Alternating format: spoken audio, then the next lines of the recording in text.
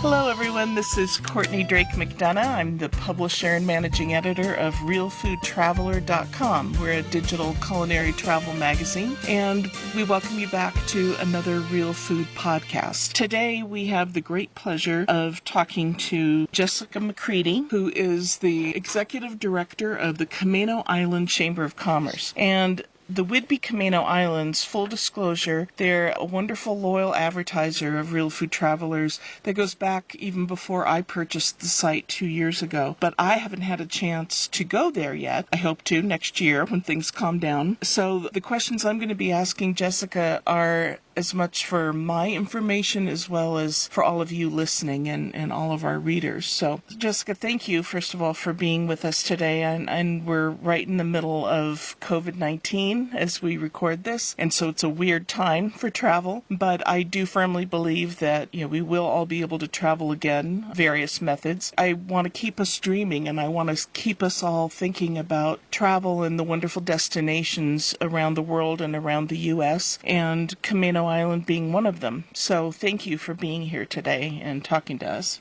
Thank you for having me. So just so we're sure, because when people read this, it's C-A-M-A-N-O, but it is pronounced Camano with a long A. So I want to make sure everybody knows that. Can you tell me a little bit about what the Camano Island Chamber is responsible for and how our readers and listeners might be able to utilize your services? Absolutely.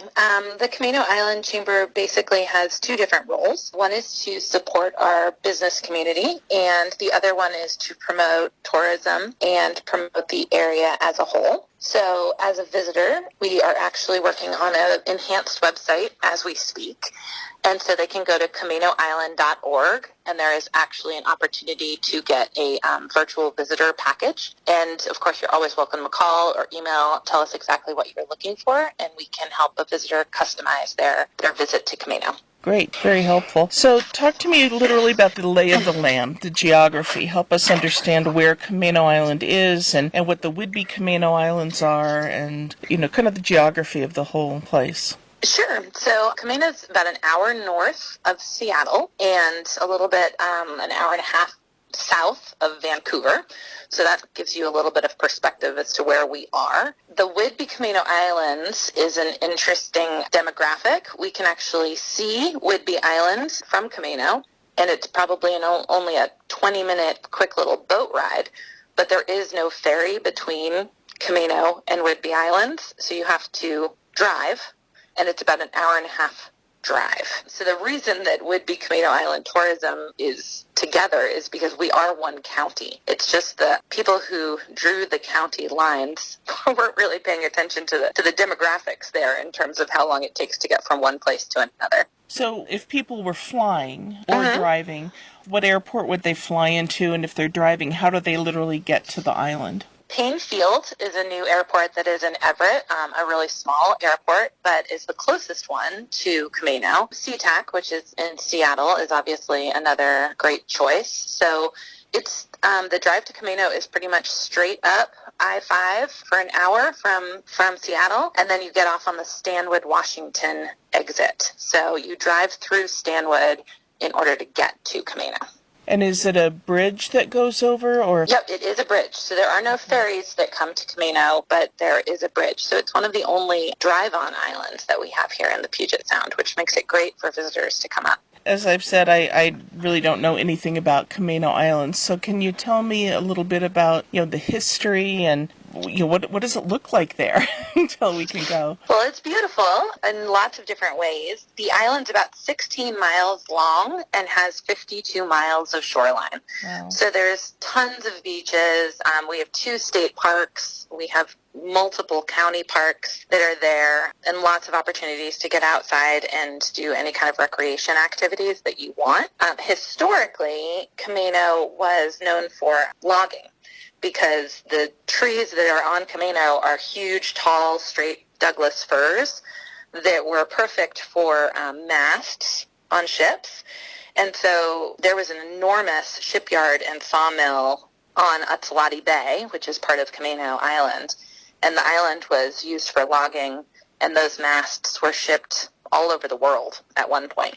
And so are there just tons of trees then, and beautiful flowers. And there are tons of trees, lots of old growth forest, again, lots of shoreline. We have, a lot of rocky beaches, but there are a handful of sandy beaches as well. There's pretty much everything that you would want. If you want to go hiking in an old growth forest, you can do that. If you want to walk on miles of shoreline on a beach, you can do that. We have lots of wildlife, lots of bald eagles, seals. The whales have been very active around here this summer. The gray whales actually come into the Puget Sound, and they feed on ghost shrimp, which are a delicacy for the gray whales. And so you can actually walk the beaches and see where the grays have come in and actually spun around to feed on the ghost shrimp at one point. It's really cool. What's the weather like and the climate? Well, it's the Pacific Northwest, so we do get a lot of rain, but we are in what's known as the rain shadow, so we don't get as much rain as Seattle or any of the areas south, so it'll be downpouring there, and we can have sunny skies. So that is a benefit to being here. It's really lush, obviously, the green, lush landscape because of all of the rain. But typically our summers are dry and beautiful. The past couple of days it's been, in the high 70s, 80s, and sunny. So given that, is there a high season or low season for you? The summer months are definitely our higher months in terms of seeing people come to visit. Pretty much from, I would say, May through September is when we see a lot of people come and visit. We have a lot of residents that are snowbirds, so they'll come here and stay here in the summer, and then they might go to Arizona in the winter. But we do have off-season events that are pretty special. There's a Snow Goose Festival that happens in February because this is one of the areas where snow geese migrate. So a lot of birders come out to see those. We have an event called the Great Northwest Glass Quest in February, which is a treasure hunt looking for these beautiful glass balls that are designed by local glass artists. So we do purposely have events during the off-season to bring people to Camano to enjoy, whether it's the nature or whether it's our artist community. We have traffic coming during that time as well. So as an insider, if you and I were friends and I said, well, I want to come visit you, what's a great time to come? Besides summer, is there another time of year that you personally think is just really wonderful there? And not paying attention to the weather, if you don't care that it's rainy. Yeah. I would say February. I think those two events are really big deal and are really unique to this area. And what's interesting is it gets both of those events, the Snow Goose Festival and the Great Northwest Glass Quest, get people outside, even if it's drizzly rainy. And our parks are still beautiful, even if the weather isn't perfect. And February just seems like you've passed the holidays, you're looking for something to do. It's a great time to explore and do something different. That sounds cool. So how long have you lived there? I've lived here for 7 years. I actually moved from the East Coast. Oh, wow. Yeah. That's a big change. It was a big change, and in fact, my husband was transferred, and we could have lived anywhere between Seattle and Vancouver. So we flew out here and started in Seattle, and we just kept going a little bit further north, and we drove over the bridge to Camano Island, and I had that moment of just, this is where we need to be. Oh. It was such a magical experience driving over the bridge onto Camano, and every time I drive over the bridge is just calming and magic for me to live in this beautiful place. Tell me more. That intrigues me. So, if you're coming over the bridge, paint a picture for me. What would I see that affects you so much? So, first of all, I should clarify, it is not a, high elevation bridge. So some people actually drive over the bridge and don't realize that they've driven over the bridge. But you drive over the bridge and you're driving over the slough of the Stillaguamish River. So there's, marshland depending on the tide. And then there's the views of the mountains. And if the sun is in the right spot or the sunset or sunrise, it looks like a painting driving over. And then when you drive on, there's a lot of farmland, so it just feels rural. And then you come to this part on the island that locals call Terry's Corner. You will not find a sign that says Terry's Corner anywhere, but everybody gives directions based on Terry's Corner. And there's a coffee roaster building. There's a bunch of restaurants. It's pretty much our town center, if you will. And so it's just a really quaint community with just beautiful landscape. And it's a small community. So people really look out for each other and take care of each other. So, you'll walk into the grocery store and you might see 5 people that you know, which is just really fun. Yeah. So I'm going to ask you a 2-part question. What to you is an ideal amount of time for somebody to come? Like, is it the perfect 4-day weekend place, or would you really rather spend a week or more? And then part 2, give me some ideas of what one could do in that span of time. I think it depends on what you're looking for. You could definitely do a 4-day weekend and stay busy. One of the beauties of Camano, our tagline for the chamber is the Easy Island, because we feel like it's easy for you to come out here and relax if that's what you want to do, but it's also easy for you to stay busy and explore the outdoors if that's what you want to do as well. So I would say you can tailor it to whatever you're looking for. 4 days would be fine, but if you really want to check out and have a vacation, I would suggest a week in order to just kind of get down into the island lifestyle. Mm-hmm. Could one almost do a themed trip there, like more of an artist's angle or more of a nature angle? Yeah, absolutely. We have a huge artist community here on Camano. And so there are art tours that you can do. There are art festivals. A lot of the artists open up their galleries for you to come in and see their art, purchase their art. There's opportunities to get outside. We have a zip lining. There's axe throwing. There's, kayak rentals, paddleboard rentals, crabbing, miles and miles of hiking available. Or you can just, rent a house and sit on the beach if that's what you want to do as well. Yeah. I want to ask you to talk a little bit more about the artists community, because that always, to me, whenever I hear somebody say that their destination has a big artist community, which not every destination does, it always turns out that there are some very specific reasons why, what drew people from all over to go create art there. So in the case of Camano Islands, from what you've heard over time, why? Why there? Why is that so appealing to artists? I believe historically there was actually an artist commune started on the south end of Camano. I would have to look up the details about that, but that's where it is a deep history of artists coming to Camano. I think it is probably because you really can retreat into your own space and creativity. And so once, that commune was started and that group of artists was started, and then it just kept bringing more and more people. And the artist community is incredibly tight, and they work well together and communicate with each other often.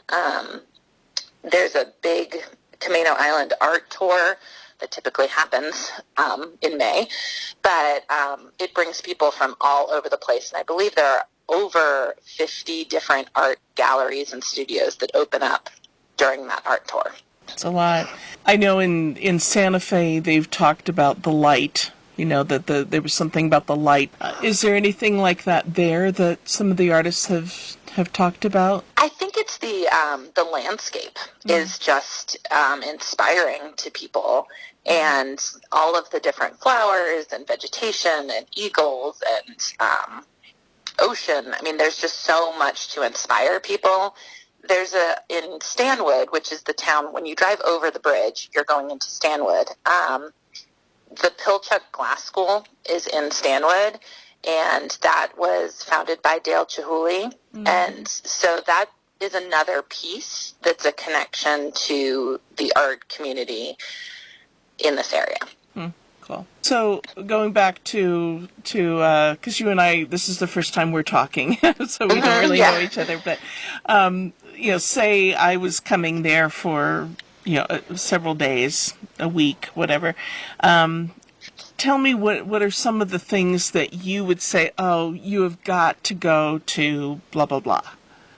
There are quite a few. It depends on what you're looking for. Tell me your favorites, your personal favorites. My favorite. Okay, so there is a new park called Barnum Point that just opened up in the last 2 years, and it's my favorite park on the island right now because you really can walk through old growth forest. You actually walk through an old holly tree farm at one point. Mm-hmm.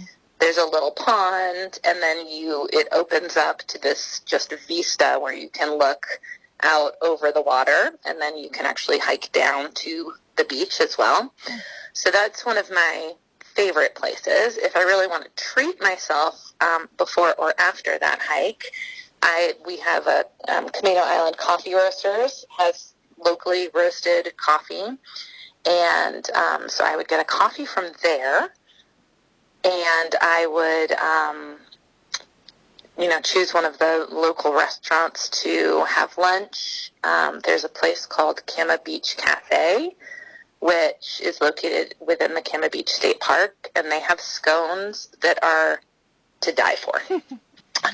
And they actually sell their scones frozen so that you can cook them at home if you want to. Oh, nice. So on occasion, I have bought said scones when we have guests coming and pretended like I made them myself. Throw out the wrapping. Yeah, exactly. You're an amazing baker. I'm an amazing baker. I don't want to know how much butter is in those scones, but no. They're delicious. No, never ask about the butter. No. Well, that all sounds wonderful. So I'm glad you mentioned scones because that leads me perfectly into my next question. Real Food Traveler is all about encouraging people to experience the authentic cuisine of destinations and the people behind them and festivals, surrounding them and things like that. So tell me a little bit more about the food scene there, including I'm always curious to know if a destination has a certain iconic food, like a certain cocktail or a certain sandwich or whatever. So tell us about Camano Island's food scene. The food scene. Well, we have a local farmers market that runs June through September on Tuesdays, and we do have a vibrant farming community. So you can get anything from berries to fresh produce at the farmers market. So that's one of the things that I would suggest if someone's here during the summer and you want to be cooking at home is to check out the farmers market. We have lots of restaurants. One of my favorite things to do is to get, a takeout pizza from one of the local restaurants and then go and sit and eat it on the beach. Feels like a treat and a fun thing to do. There's a new restaurant called Tapped Camano, which is inside Terry's Corner that I was talking about earlier. And they offer scratch-made food that they source locally. And they have an outdoor patio, so you can sit outside if the weather's nice. So that's a good option. One of the most popular things that people ask when they come to Camano is where can they get Dungeness crab, which is a delicacy here. And so there are some restaurants that will have that on the menu. But one thing that I think is unique and fun to do is that the Center for Wooden Boats, which is inside the state park, you can actually rent a boat and a crab pot and go out and catch your own Dungeness crab during the season. So that's just something that's unique and fun, is to be able to actually go out and catch your own food. It's just really special. How long do you have to sit out there? And how long, from the time you drop it, how long might it be? Befriend the locals who if they're nice, they will tell you some of their favorite spots. Oh. It really depends on the season, and people have their special spots that they like to go. So what a lot of people who are renting a boat will do is they'll rent the boat, they'll go out and drop the crab pot and, go tool around and have fun on the boat for half an hour and pull up the pot. And if you're lucky, if you put good bait in there, mm-hmm. you will have crab. What's typical good bait? Well, my husband's trick, which is disgusting to me, but it seems to work, is to buy like chicken legs or any kind of frozen chicken with a bone and put it in a bucket and cover it and sit it in the sun until it becomes rancid. Oh, Lord. And that's what, it's really kind of gross, but it seems to attract the crab. Huh. Wow. That's interesting. Yes. I don't deal with that side of it. I just deal with the crab already cooked side. So what is typical for how to cook it then? Pretty much steaming the crab is what most people do. Okay. I mean, some people will make crab cakes, but pretty much just, steaming the crab and eating it as is with some good seasoning and butter. Yum.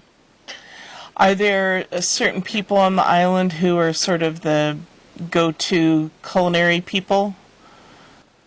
In terms of how to cook it or how to... Just in general, like, are there, if somebody is coming there and really wants to talk to some people who are key behind the food scene there, not just the crab, but anything, like, are there some go-to people or stores or particular restaurants that people should seek out? I would say the Camano Beach Cafe, Donna King, who is the one that owns that, that has the wonderful scones. She would have some great ideas. I think that if anyone, enjoys some food that they're eating, the chefs and cooks behind the scenes are always open to talking to people. Again, it's a really friendly community. The farmers market would also be another venue. One of the farmers that comes, Island Harvest Farm, she has a little farm stand that's open during the season. So she gives out recipes a lot of the time for some of the produce that she sells. Mm-hmm. I think I love the idea of going to the farmers market because, if you rented a house there or something, you could gather everything you wanted to cook. But even if you were staying in a hotel, I would think just for packing a picnic or snacks, it would still be a great way to get to know some of the people in the food scene and the local food and have a reasonably priced meal too, right? Yeah, absolutely. And most people who come here are either camping. The state parks have tons of campsites, but they also have cabins that you can rent. Or they are renting a house because there are no hotels on Camano. Oh, okay. So there's a couple bed and breakfasts, but those are typically people who are just coming for, a few days. So most of the people coming will be cooking at some point on their own. Okay, so farmers market is key. Yeah. We have a great grocery store on the island as well, so it's not like that's the only option. And I know you mentioned it before, but how late in the season does the farmers market go? Through September. Oh, okay. All right. Yeah. In the off season, what would you suggest people do to be able to, partake of local ingredients?